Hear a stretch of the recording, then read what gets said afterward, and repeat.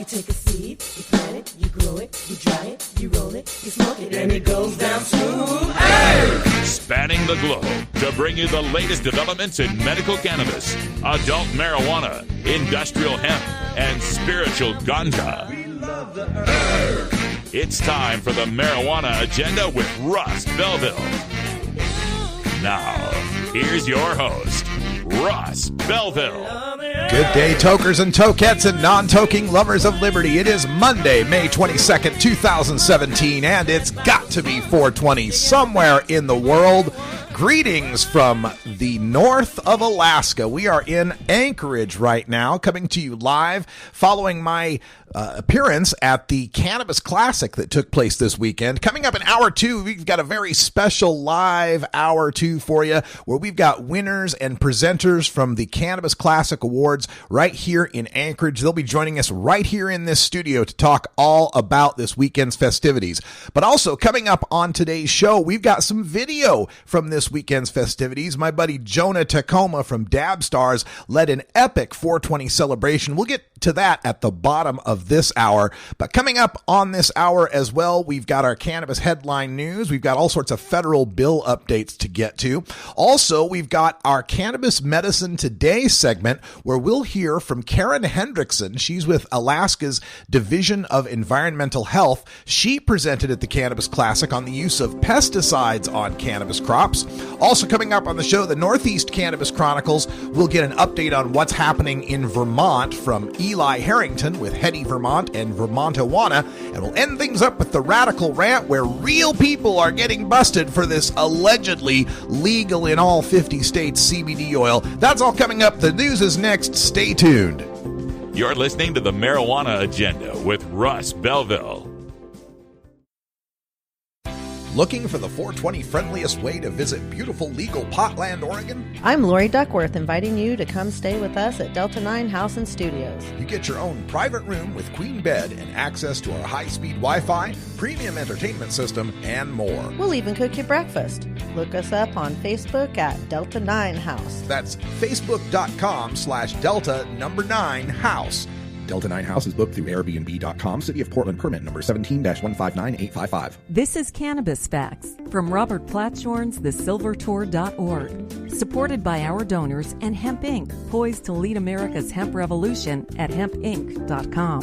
In 1937, the second most prescribed medicine, marijuana, was banned. It wasn't about marijuana. The paper, oil, and chemical industries lobbied to end hemp farming. No longer labor intensive, an acre of hemp produced more quality paper than 4 acres of trees. Plastics and fibers could be produced from a plant. Hemp can even produce 10 times the energy of today's ethanol. As marijuana prohibition ends, many states now allow farmers to again grow hemp. This was Cannabis Facts from TheSilverTour.org, an educational nonprofit supported by our donors and Hemp Inc., a public company poised to process America's hemp crop at hempinc.com. The Marijuana Agenda, like the conservative agenda, minus the hypocrisy.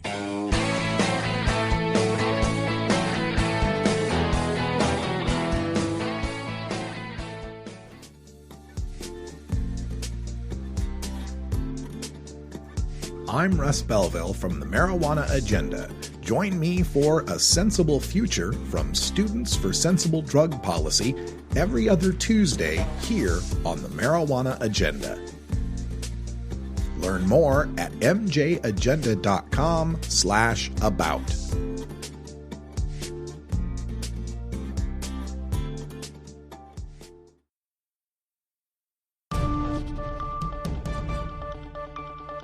This is your Cannabis Headline News. Brought to you by MarijuanaMoment.net, the complete source for all your marijuana news in one morning newsletter from Marijuana Majority Founder Tom Angel. Subscribe today for free at MarijuanaMoment.net. This is your Cannabis Headline News for Monday, May 22nd, 2017. I'm Russ Belville. In federal news, Tom Angel reports that on Friday, the Trump administration relaunched the Office of National Drug Control Policy's website, which had been offline since the inauguration. It includes information about the high-intensity drug trafficking areas and drug-free communities programs, suggesting that cuts floated earlier may not happen. Also this week on Capitol Hill, U.S. Attorney General Jeff Sessions will testify about the Justice Department's budget request before the relevant House and Senate appropriations subcommittees on Wednesday and Thursday, respectively. The appearances could be good opportunities for supportive members of Congress to press him about marijuana policy. Federal legislation to aid the burgeoning cannabis industry continues to pick up support in Congress. In the House, the bill to increase marijuana businesses' access to banks got 3 new co-sponsors, bringing the total to 35. The bill to create a federal tax structure for legal marijuana got 2 new co-sponsors, bringing the total to 5. The bill to undo the 280E tax penalty on marijuana businesses got 2 new co-sponsors, bringing the total to 14. The bill to let military veterans get medical cannabis recommendations from Departments of Veterans Affairs doctors got 3 new co-sponsors, bringing the total to 11. The bill to narrow the gap between state and federal marijuana policies got 2 new co-sponsors, bringing the total to 5. And the bill to repeal a law threatening loss of federal funding for states that don't suspend driver's licenses from people with drug convictions got 4 new co-sponsors, bringing the total to 9. Republican Governor Phil Scott is expected to decide soon whether he will allow the state to become the first in the country to legalize marijuana by legislative act rather than by a citizen referendum. Scott says he's not philosophically opposed to marijuana legalization, but he has concerns about keeping it away from children. He could choose to sign the bill, let it become law without his signature, or veto it. He must decide by Wednesday. Under the legislation, small amounts of marijuana would be legal to possess and grow for anyone over age 21. Larger amounts would remain illegal. A commission would develop a proposal to tax and regulate marijuana that would be ready for the legislature to consider next year ahead of the implementation date. An Ohio Supreme Court justice who's mulling a run for governor thinks it's time for the state to decriminalize marijuana. Justice William O'Neill, the lone Democrat holding an Ohio statewide office, said making marijuana legal is working in Colorado, and doing it in Ohio would bring hundreds of millions of dollars in sales taxes. O'Neill announced earlier this year that he's considering stepping down and making a run for governor, but he doesn't plan on making a decision until the end of the year. In a speech mixed with his analysis of last year's presidential election and thoughts about problems facing the state, O'Neill said he not only wants to legalize marijuana, but also to release all nonviolent marijuana offenders from prison. Denver's Mayor Michael Hancock's administration banned the organizer of this year's 420 rally from hosting the event for 3 years, citing a series of violations at the marijuana celebration. The city outlined 5 concerns in its 11-page letter to the 420 event organizers, enough to trigger the 3-year ban for future event permits. The violations of the city's public event policy included 4 noise complaints, untimely trash removal, limited security guards, unlicensed food vendors, and street closures. Police incidents included the arrests of 2 individuals after at least 1 shot was heard a block away from Civic Center Park, 5 arrests at the event, civil citations given to 20 people, and a report at 10:45 p.m. of a man threatening the post-event cleanup crew. Colorado Governor John Hickenlooper stopped in Cortez Sunday to sign a bill protecting hemp farmers who use water stored in federal reservoirs. Colorado legalized growing hemp in 2014, but it is still banned at the federal level, creating complications when water from a federal project is used to water it. Senate Bill 117 says Colorado water right holders have the right to use it on hemp if the person is registered by the state to grow hemp for commercial or research purposes. This has been your Cannabis Headline News for Monday, May 22nd, 2017. I'm Russ Belville.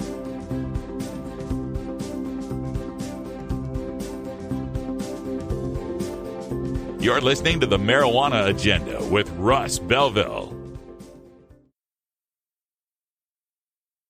At Herbie's Cannabis Seeds, we pride ourselves on bringing you the best quality seeds from the world's most respected cannabis seed producers, all at the lowest online prices. You can find Herbie's Seeds at herbiesheadshop.com. All cannabis seeds are sold as souvenirs and as a means of preserving cannabis genetics. Herbie's Seeds in no way intends to condone, promote, or incite the use of illegal or controlled substances. We strongly urge all prospective customers to check their national laws prior to placing an order. Herbie's Seeds at herbiesheadshop.com.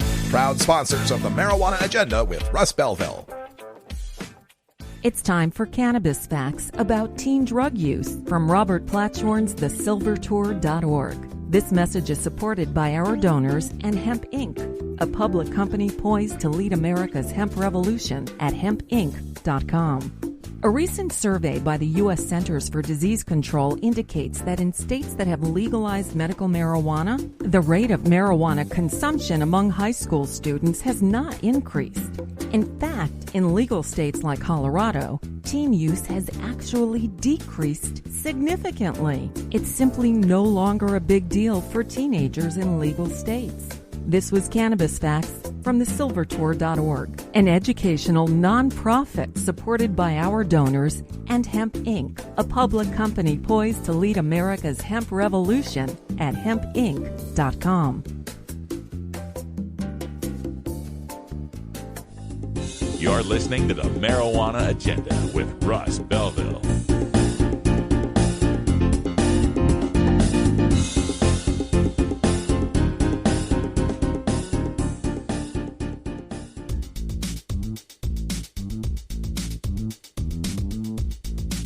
I'm Russ Belville from the Marijuana Agenda. Join me every 4 weeks for the Celebrity Marijuana Zone with Steve Bloom from celebstoner.com.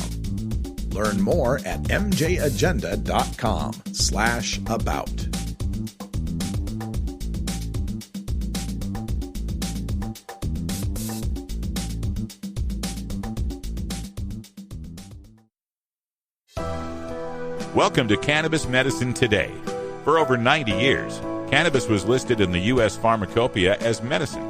Since California became the first state to restore cannabis as medicine in 1996, almost every U.S. state now recognizes some form of cannabis as medicine.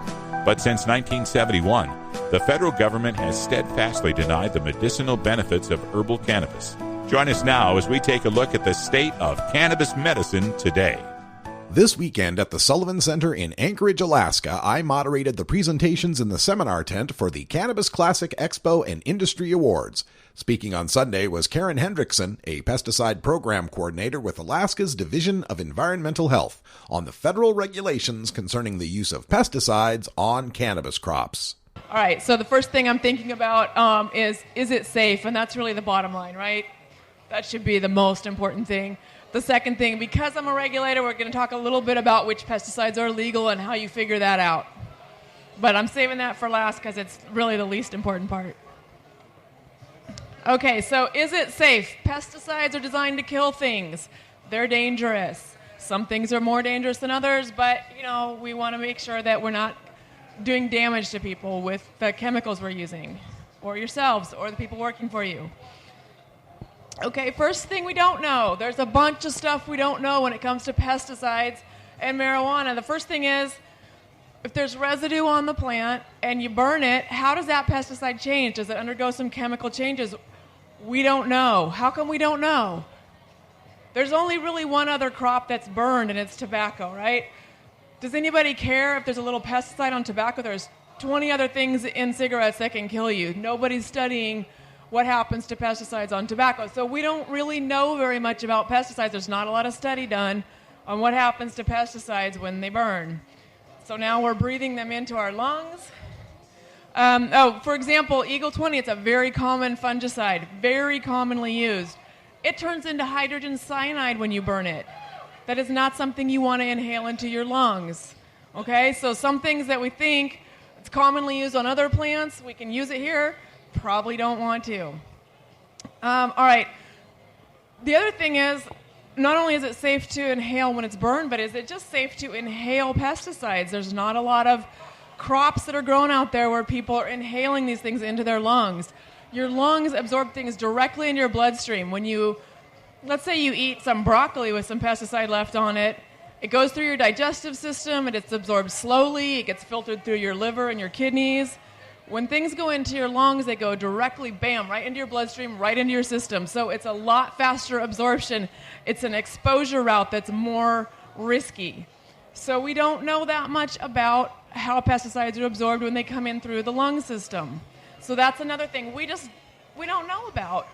And it's hard to know, which things are safe because there's not a lot of science to back up our decisions. And contrary to a lot of, decisions being made lately, science is really how we want to make our choices when it comes to using chemicals. Okay, we don't know how much pesticide residue stays on marijuana. There's a whole lot of things that go into how much pesticide residue is still on a plant, from how much sun or photo decomposition is going on, the humidity, the soil, the organic matter in the soil, the plant itself, how much is absorbed, how quickly it processes. These things are studied in detail on every other crop. We don't have that science on marijuana, so we can spray something on corn and know how much is going to be on corn 20 days later. We don't have that data for marijuana. We don't know. So most crops have a pre-harvest interval for each pesticide. And so here's an example of a label, and it's this product is for corn, a lot of other things too, but for the corn, it says, do not apply within 30 days of harvest for forage grain and stover, whatever kind of corn stover is. But now if you're doing ears of corn and forage type corn, it's 14 days. They've done enough study and gotten enough data to know that you need 30 days to process one type of corn and 40 days for the marijuana residue to abate on another kind of corn. They know these things for all the other crops. We don't know these things on marijuana. We don't have the data. And anybody who has questions, jump in, because I will just keep going. Okay, if we're concentrating down oils, some pesticides might dissipate through that process. Some pesticides might actually get concentrated along with the oil. So instead of having just 1 part per billion, if you concentrate things down, now you might have 100 parts per billion. That's a concern because we don't really know what happens when you concentrate down in oils. Okay, another thing we don't know is most plants are not grown for medicinal purposes, and in a lot of cases we're using marijuana for medical uses. We don't know if people are, more susceptible if they're dealing with cancer or they're dealing with other issues. So that's something else that we have to think about when we're thinking about what's a safe pesticide. We don't know. So we can look at tobacco. Tobacco gets smoked, but, tobacco, like I said, has all these other things that are really hazardous to health. There aren't a lot of studies on tobacco and pesticides. So are they using pesticides on tobacco and not telling people? Oh, they're using tons of pesticides on tobacco. They are, 'cause they can. Pretty much every crop in the U.S., unless it's organic, tons of pesticides. And even the organic crops, there's a lot of organic approved pesticides. So, tobacco probably has a lot of pesticides on it, but nobody's studying that. Okay, there are some other kinds of plants that are distilled down, like mint or citrus oils. You get some of those essential oils, but they're not studied the same way. And bottom line is marijuana is not the same as tobacco. It's not the same as mint. It's not the same, and we don't have the data, so we don't know what's safe. And that's why everywhere you look at Colorado, they have these complicated, guidelines for which pesticides can be used. You go to Washington, Oregon, same thing. I mean, all of us in the regulatory community are going through the same thing here. It's like, how can we tell people what to use when we don't actually have the data to know what's safe? So that's a big, huge problem. We don't know what's safe, so I'm just going to go back through it. We don't know if it changes the pesticide composition when it burns. We don't know if it's safe to inhale and get absorbed through the lungs. We don't know how much pesticide stays on the plant compared to other plants. We don't know what happens when we concentrate things down into oils. We don't know how much pesticide is safe for medical patients. So basically what I'm saying is just be really careful what you put on your plants. And we could talk about what things, some guidelines to look at, but the bottom line is you got to be careful because we just don't know what's safe. All right, questions about that aspect of things? Because now I'm going to get into the legal parts of it. Like when food gets sprayed out with pesticides, like our specific filters, right? You have a kidney, but like when you're smoking, it's going directly into your bloodstream. Right, so he's talking about, pesticides on foods and how our body absorbs it, and it's filtered through your kidney and liver. And it's true. Your lungs absorb things so much more quickly directly into your bloodstream. We don't have studies to show how pesticides act when they're absorbed through bloodstreams. So that's a big safety concern. And one other thing you missed when I showed a picture of Eagle 20, which is a fungicide a lot of people use, and it turns into hydrogen sulfide when it's burned. So pesticides, hydrogen cyanide. Sorry, yes, not hydrogen sulfide. Yeah. Pesticides are designed to kill things. Well, we have a lot of studies and data on things like how long it takes the pesticide residue to dissipate from other crops. We don't have that study on marijuana. We have a lot of studies on the health effects at different levels for other crops. We just don't have it for marijuana. They don't study it on tobacco much. There's a lot of lobbying there, and there's a lot of there's a lot of money. Yeah. Okay, so we basically established that we don't know what's safe. We don't have data. So let's talk about what's legal. And you guys are all really familiar with, the federal versus the state, and it makes things complicated for us. So then the EPA is in a really interesting position. EPA approves pesticides. They do the studies, they figure out what's the safe levels, and they're a federal agency, but they can't approve anything for a product that's illegal federally, but it's being grown in all these states. So EPA is in a strange position. I was just in Portland, and we toured a really nice grow facility as part of our pesticides regulatory work. The EPA folks couldn't go with us. All the state folks could go, but because it's illegal federally, the EPA folks had to pretend like they didn't know what was going on. So they're in a strange position, trying to advise us on how we can figure out how to do this. Okay, bottom line, federal law is the label is the law. You've all heard that term? The label is the law. If it says it on the pesticide label, that is federal law. It's also state law. It's something if if it says apply 10 gallons and you apply 100 gallons, I'm going to be the one that comes and says, what were you thinking? You broke the law. Okay? You have to follow the label. So there's no labels that say, go ahead and put this on marijuana. Not a one. You won't find it, not as long as it's federally illegal. Okay, so we have to look at this, how specific the labels are. Question? No? Okay. So if a product says you can only apply it to wheat, that's it, wheat. That's all you get to apply it to. If a product says you can apply it to cereal grains, you can apply it to wheat, barley, oats, a whole bunch.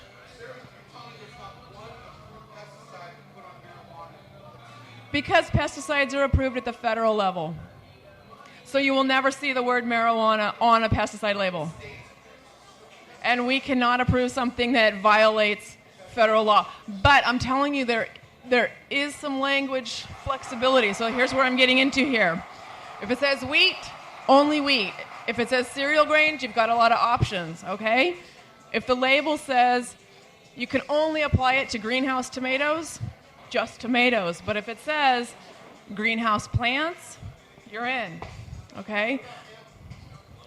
I don't think hemp is going to be on a label either, because I don't think hemp cultivation is legal.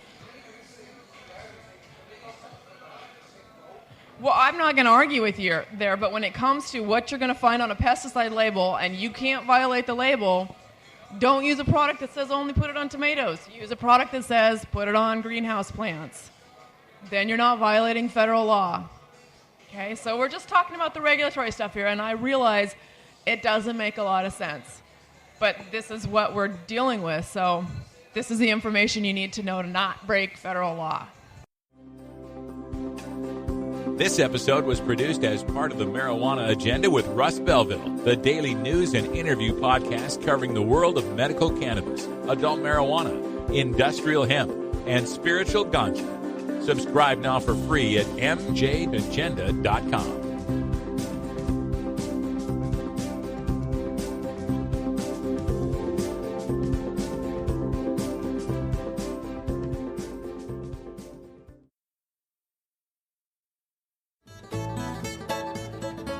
New beginner guitars and banjos are often constructed much better than ones built before your time.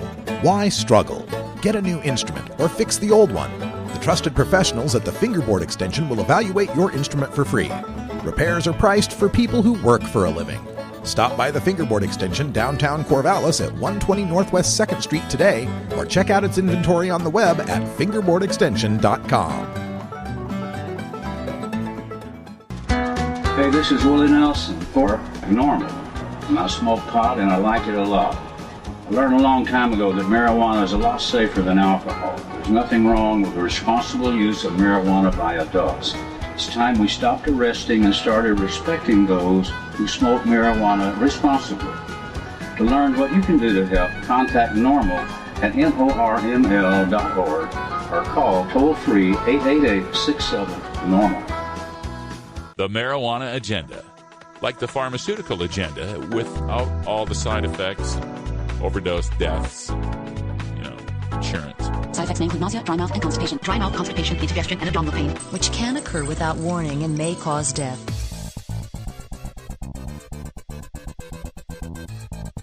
I'm Russ Belville with the Marijuana Agenda. Join me every 2 weeks for the Cannabis Minority Report from the Minority Cannabis Business Association. Learn more at mjagenda.com/about.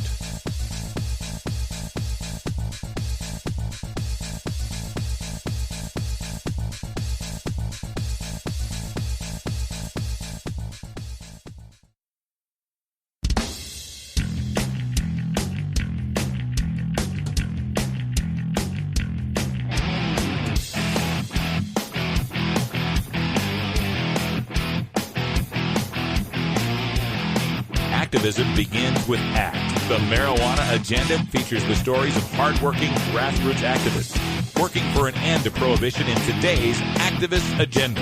Today in the Activist Agenda, we go back to a couple of days ago at the Cannabis Classic here in Anchorage, Alaska. It took place at the Sullivan Arena, the parking lot outside, and Saturday was a gorgeous sunny day. Sunday was a little more like Portland, kind of dark and rainy.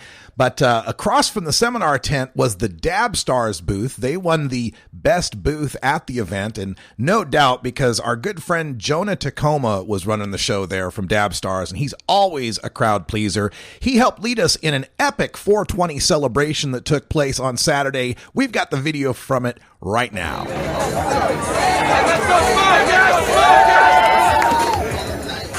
All right, tighten up, let's go!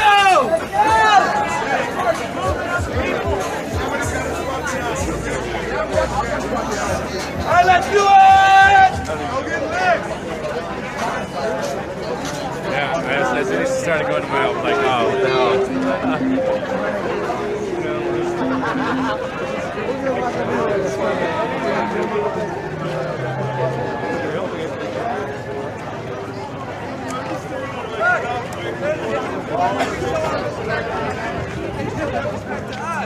They say you can't do the event if there's no event. So we work hard to keep it within the confines of the rules, but we also have a good time, right? Yeah! Okay, so let's do this, dude.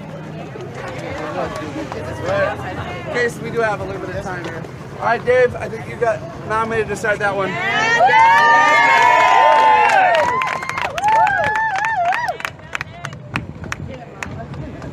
So these big old logs are from Ryan.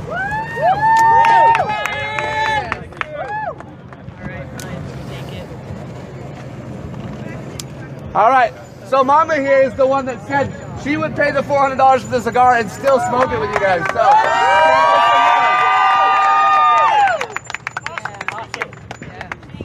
all right, who wants to like this?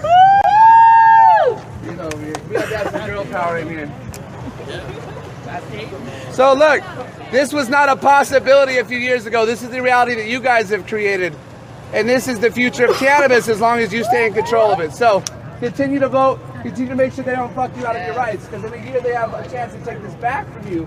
But if you show them the value of cannabis and you show them that you guys are a vocal majority and not a minority, then they can't take shit from you, right? Yeah. Well, much love to Alaskan cannabis. Yeah. Tough. Oh yeah. Pass it around. I'll get it in there. Let's try it. All right, you guys want to open this expensive fucking thing, right? We've been watching these on the internet. Dave, come here. I actually did such a bad job opening this on our live show that they put on a video on how to open it, and I still don't remember how you do it. So I'm gonna massacre the shit out of it. I think they carry like a different. Oh, I'm sure I'm doing this the wrong way, and then so many people are recording it. They're gonna be so pissed. Dave Nyberg told me. Oh, time out. Oh, he's got a knife!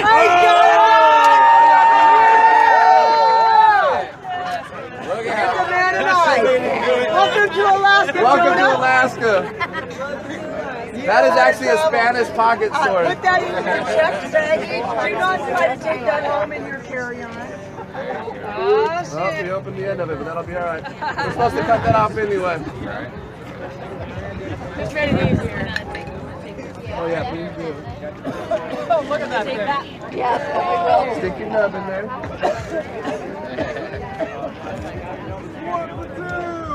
All right. So, I personally don't believe a cigar should cost $400, but there are $400 cigars out there. So, thanks to your community, you're going to get to smoke one.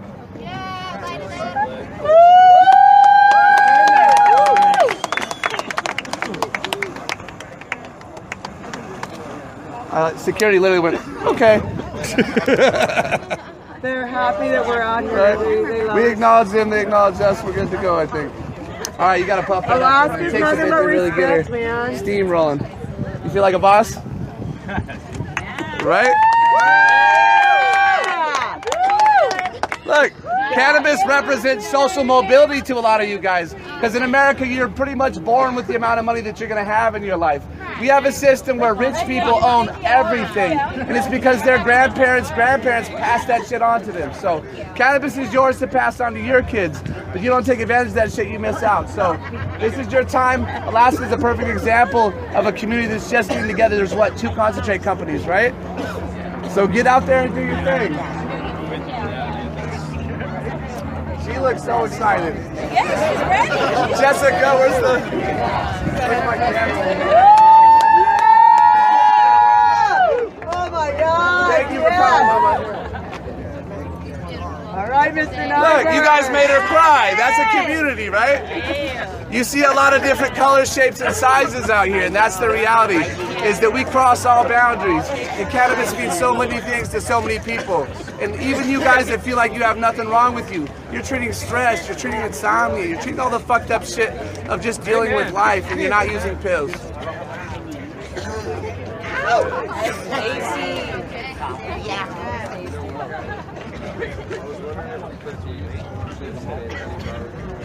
Do that at home when you're all fucked up tonight. Wow, that's lovely. Yeah, great taste to it. Oh, yeah. That was $400. Beautiful. Yeah, Brandon, what up? Hey! Oh, can we get a group photo, yes? All right, Jessica here's the official Dabstar photographer, so we're all going to tighten up. This is going to get a big one. Yeah, Dabstars.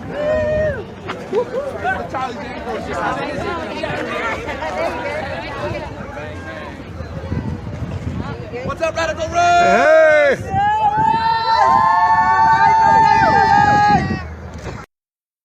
A great time with Jonah, Tacoma, and all the folks there from Dabstars as we counted down 420 here in Anchorage, Alaska on a beautiful day for the Cannabis Classic.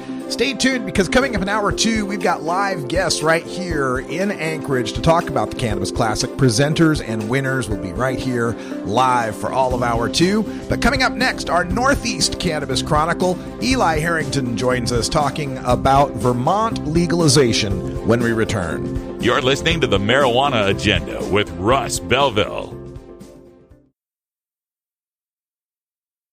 Hey everybody, it's Russ Belville from the Marijuana Agenda, inviting you to be like me and get your ink done at Lucky Horseshoe Tattoo, Fort Worth's most female-friendly, clean, sterile, awesome tattoo shop.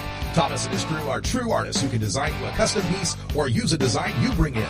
Lucky Horseshoe also offers all styles of tattooing as well as piercings and all-around fun. In the DFW area, stop by Lucky Horseshoe Tattoo and tell them Radical Russ sent you. Trust me, it'll feel awesome. Georgia. Hi, this is Willie Nelson. Alcohol prohibition didn't work in the 1920s, and marijuana prohibition isn't working today. It's time we stopped arresting responsible marijuana smokers. It's the fair thing to do. For more information, contact NORML, the National Organization for the Reform of Marijuana Laws. Call toll-free 888-67-NORML or visit their website at norml.org. The Marijuana Agenda. Kevin Sabet's boogeyman since 2012. You have offended my family, and you have offended Shaman Temple. Yes, might have gotten away with it, too. If it wasn't for these blasted kids and their dogs.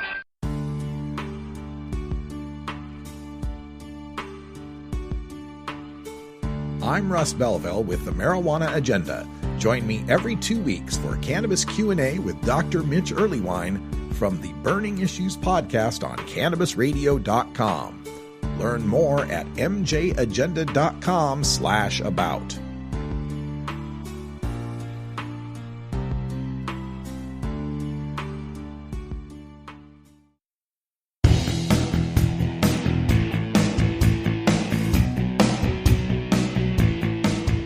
Welcome to the Northeast Cannabis Chronicle. Today we catch you up on the latest news and speak with an expert from the Northeast region of the United States, from New England to the Mid-Atlantic, including the evolution of consumer cannabis in Massachusetts and Maine.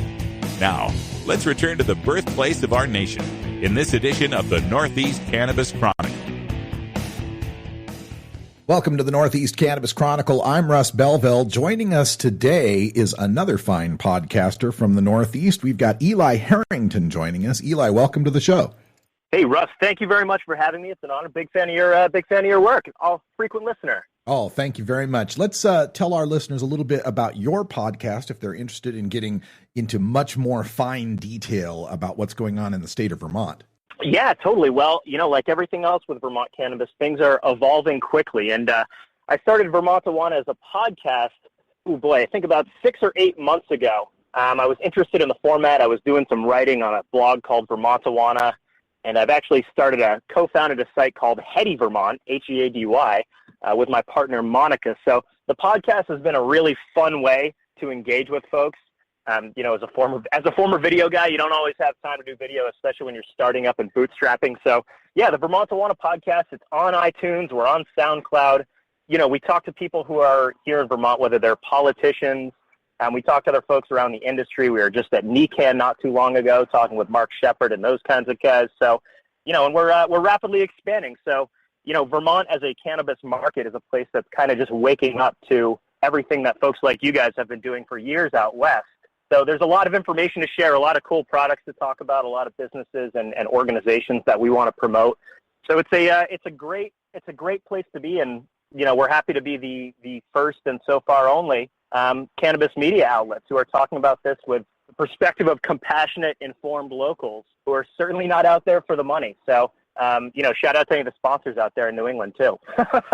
Well, that's fantastic. And Vermont, we've got our eyes on Vermont because you guys are poised to become the first state to pass adult cannabis use legalization without having to go through the initiative process like we had to in the first 8 states. Tell us your feelings about how that has proceeded through the legislature, because I know they had to make some compromises that we weren't too happy with. Well, that's exactly it, and I think to step back, I think there are I think Keith Straub just wrote there are 26 states that do not have ballot initiatives, right? So the Vermont Constitution, the only way something becomes law is through the legislature, right? So there are no binding referendums. And what that does, if you think about cannabis movements around the country, typically, you'll have 1 or 2 or 3 different groups that'll organize. Ideally, they come together, but there's kind of a clear tent. There's a yes, there's a pro, and there's a no. Without having that referendum process, people have to make a lot more decisions about which aspects of laws they will and will not support. And I think that's something that we learned last year going through the process where we had a regulate bill that, people described as corporate, and it did not allow for homegrown. So you had last year in 2016 a governor who wanted it to happen, but advocates, it was hard to organize, and, cannabis folks are naturally independent. It was hard to get people to find those compromises, and ultimately, because that home cultivation and legalization and criminal justice aspect wasn't included, we had a lot of folks who, were huge proponents and had been in the trenches for decades. Folks like Fran from Vermont Homegrown, who I know has been on the show, who had to say, draw a line. And so in some cases like Ohio, you'll have places where there are referendums and people say, this is just too bad, I can't support it, it's not progress at all. In places like Maine, you'll have compromises where, there will be fractures, but people will come together and kind of suck it up. But for the rest of us, it really is issue by issue, because you have to you have to do a lot of political calculation. And at the end of the day, you not only have to convince the voters that it's okay, but, you have to convince the elected officials. And most of them don't know much about cannabis, don't necessarily want to know much about cannabis. So it's been an interesting process up here in Vermont. And I would say the biggest lesson that we can take out of this, and the one that's really important to share with folks, is really building those coalitions, and building real coalitions and having people who will go out there as individuals who are leaders in those communities and talk to other, growers, or talk to other media folks, or talk to other, online activists and say, this is why this compromise can or cannot work. Here's why it will or will not work. And to actually have people who understand the politics and say, well, listen, we're not going to get 6 plants here in Vermont this year. I think that the toughest compromise was waiting an extra year for legalization, but we came close to being in a spot where you had people who were generally favorable to reform saying, I want regulation, but I'm not interested in legalization. And other folks saying, I want the criminal justice reform, but I don't want the regulation. So I got to say, I think the strategy of separating the issues early in the year was really a good one. Take legalization as one issue, take regulation as one issue. And then the compromise that happened at the end of the year was even more impressive, because it really is, it is something that I think everybody can live with, and still, like you said, is a historic step forward. I mean, convince, 180 people, the majority of whom are senior citizens, when you're talking, when the people on the other side of the table are teachers and cops, that's really tough to do. So we're just lucky there have been a lot of grassroots advocates here in Vermont and around the country, who are giving us the evidence, who are sharing the facts, who are pointing to the sky not falling. And, again, if it weren't for the OG activists and people who have sacrificed so much, we wouldn't be able to do this, and I couldn't get on Twitter and put facts out there that you share. Yeah, and it's just interesting to me how, as legislatures now are tackling this issue, you've got Vermont moving forward with allowing home grow but not pot shops. You got New Jersey moving forward with allowing pot shops but no home grow. It's really weird how this shakes out. And the latest step, of course, is now that the legislature has passed this, it's sitting or making its way to the desk of Governor Phil Scott, the Republican in Vermont. And he seems a little reticent to want to sign this, and he cites highway safety. I looked up the figures. It seems like Vermont's a pretty safe place to drive, and you guys have been smoking a lot of pot for quite a while. So what's going on there with the governor? It's a safe place to do a lot of things. Another interesting stat about Vermont, we think of it as being this hippie liberal place. Vermont, there's almost no gun control. We have some of the loosest gun laws in the country, but we also barely have any gun violence. So I think people can come to terms with this idea. Governor Scott, he's somebody who's been fairly moderate. He's somebody who's been more practical and kind of get along. Not coming from the legislature, he's not kind of a deal maker. But we're lucky here in this state where we have our lieutenant governor, David Zuckerman. This guy has been advocating publicly and running on the issue since the 90s. Worked for Bernie, organic farmer with a ponytail, right? We have him as our lieutenant governor and Phil Scott as our Republican governor. So, I think it kind of shows you that I think Vermonters in general are more issue conscious than party conscious. And that's something that's really benefited us. So, if we're handicapping it, I go back in history and I think about 2004 when S76, our medical marijuana law, passed, which again, that was a way more difficult battle.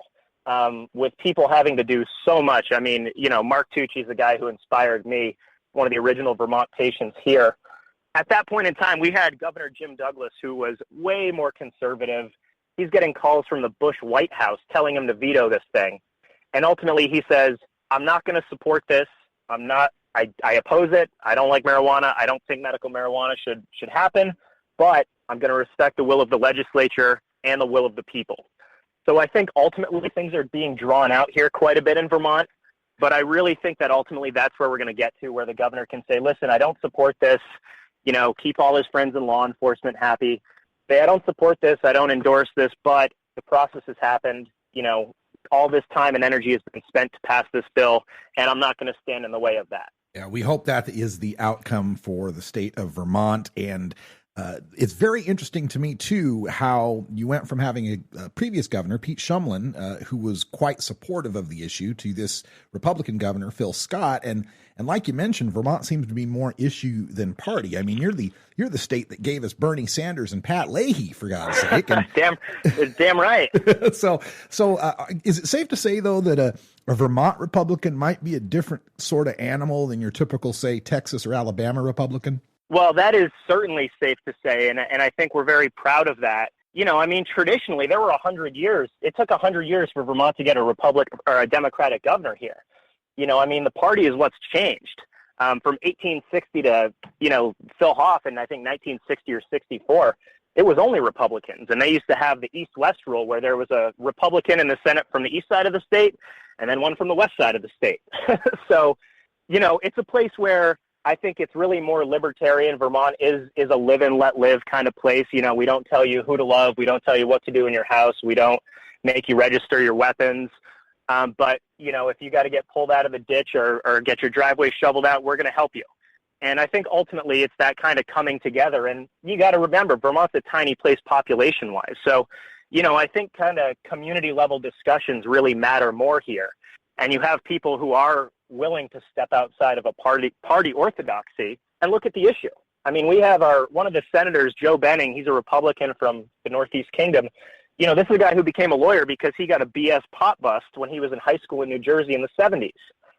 So he's somebody who's up in the reddest part of the state as a registered Republican and saying, look, here's a common sense thing I know from experience.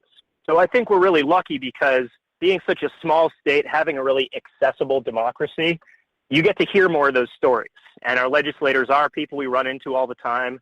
They're people that we know. They're coaches and teachers and farmers and all that good stuff. So, they're listening. And I think they really deserve credit because a lot of them were not ready to go along with us and not want to talk about this, and we're really nervous, especially a lot of moderate Democrats. A lot of folks who are getting pressure from their school boards, they have Democrat next to their name, and they're in Chittenden County, right in Burlington, one of the most liberal places in the country. So I do think we are very, very fortunate. And I think that, again, it's a credit to grassroots lobbying efforts. And it's people getting out there, making phone calls, showing up, putting stuff on Facebook. It's not just buying advertising and making TV ads and slogans. You need that stuff too. And we've had, a lot of great help from the national partners. I mean, MPP's been in here for the last few years, very active. But, really at the end of the day, it's people stepping up and being able to say publicly, I support this. This is common sense. Let's turn the page for a better Vermont. So I got to give our representatives credit for listening because a lot of them came a long way in the course of 1, 2 years, 6 months, 1 month in the case of some of them, who we had to convince. And ultimately that's why the bill ended up being, less than a lot of people would have liked and slower than a lot of people would have liked. But, I think appreciating that effort is really important, recognizing that. So, it all starts from the grassroots and from people who listen to this show, who are inspired, who are informed, who are passionate, who care about their communities. It's making those phone calls. It's getting their friends to do it. Social media and Twitter are free. These are a lot of tools. There are a lot more tools out there that don't cost money and cost time. So I think it's really encouraging from, like you said, the state that gave us Bernie. Grassroots politics, common sense, and people getting involved can make an impact on any issue. And we're really happy that we've made this big step forward. And fingers are crossed, and we're knocking on wood that our governor doesn't commit political suicide and derail this. Let's hope so. Well, Eli Harrington, we appreciate you coming on the Marijuana Agenda to fill us in on some of the details that are happening there in Vermont. Please give our listeners the links back to your show if they want to check out more. Yeah, definitely. So you can find, if you want to know everything that's going on in Vermont, check out headyvermont.com. We put a ton of stuff out there all week. It's original content written by us. We're out there. I'm doing this full time. And the Vermontajuana podcast. It's Vermont, VermontIJuana. Vermontajuana. The podcast, it's on SoundCloud and it's on iTunes. and we are going to have a fun episode coming up soon. But if people want to get a little bit more info on the political calculations behind the scene, we just talked about that in a recent episode, and have some really good stuff coming up, and including hopefully what's next with a post-signed bill. All right. Well, Eli, thanks for joining us again, and good luck with everything going on there in Vermont.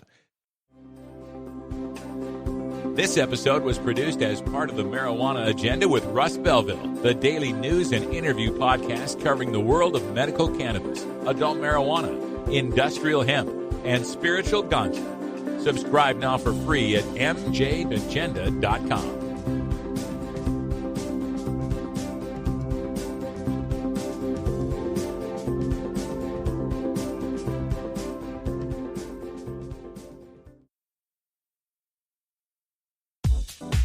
The Marijuana Agenda with Russ Belville is proudly sponsored by the Marijuana Business Association. The MJBA, called by NBC News the Cannabis Chamber of Commerce, is the fastest growing business association and the fastest growing industry in America.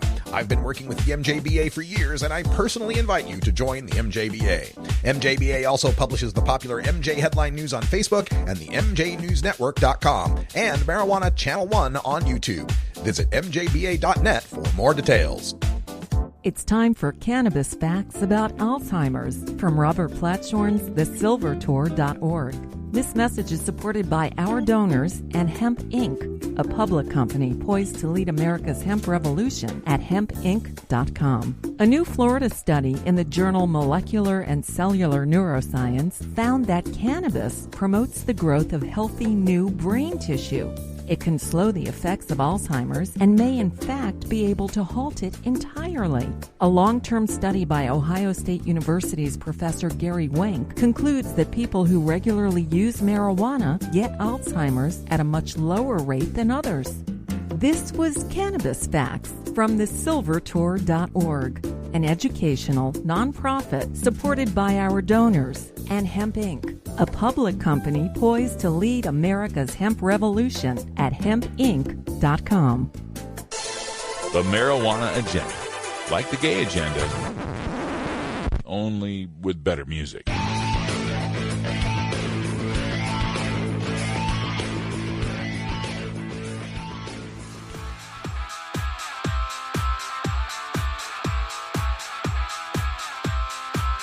I'm Russ Belville from the Marijuana Agenda. Join me every 4 weeks for Cannabis Sports Medicine from the Gridiron Cannabis Coalition. Learn more at mjagenda.com/about.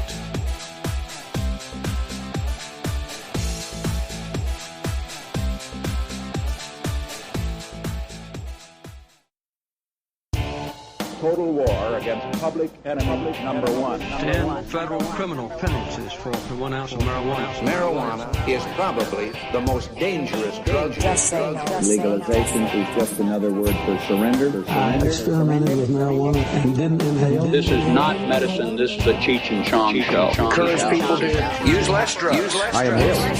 That was the point. I think it would be a mistake to legalize. Negative reports coming out of Colorado. People don't smoke marijuana.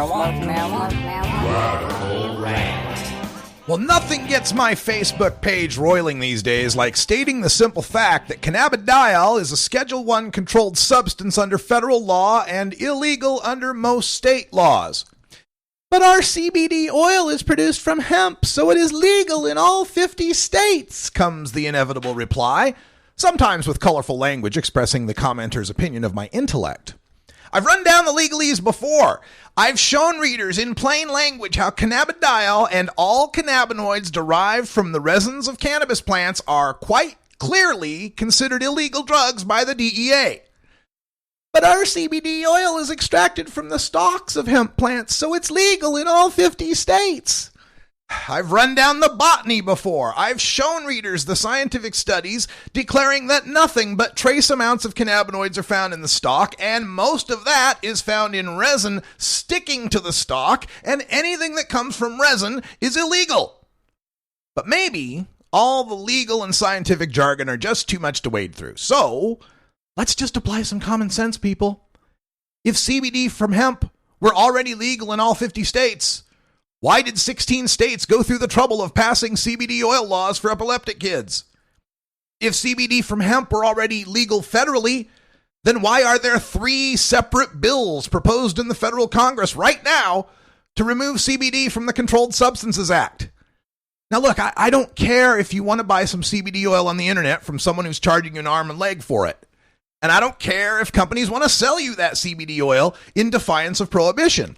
I do care, though, when for-profit companies falsely entice their customers into breaking laws without their informed consent.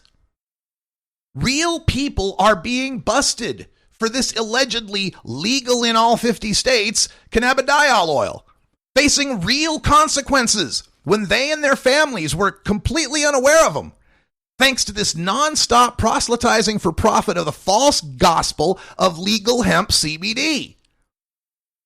The owner of Tobacco Depot stores in Alexander and Watford City is now facing up to 40 years in prison, reads the first line of a story in Bismarck, North Dakota, Wednesday. The owner says he's spoken to all of the companies that sold him the products tested, and they were all outraged over the process and have told him the products were legal for sale, and they will help him in the legal process. Well, it's hard to blame that guy. Just 2 weeks earlier, Bismarck's news station proclaimed that CBD oil is, quote, sold in all 50 states and has some of the same effects as medical marijuana, and, quote, anyone can use it, end quote. They even interviewed another store owner who explained that the CBD oil, quote, is from the hemp plant. That makes it legal for us to sell it, end quote. Another story. A Fredericksburg man was arrested last night after the Kerrville Narcotics Unit raided his family home looking for cannabis oil. This was a story in Texas from last September.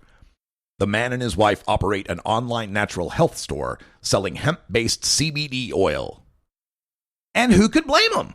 As the Texas media reported it, quote, according to a recent press release put out by the Texas Hemp Industries Association, cannabidiol derived from a legal industrial hemp plant is an essential oil like lavender or peppermint and is not subject to the regulation established by the Texas Compassionate Use Act, end quote.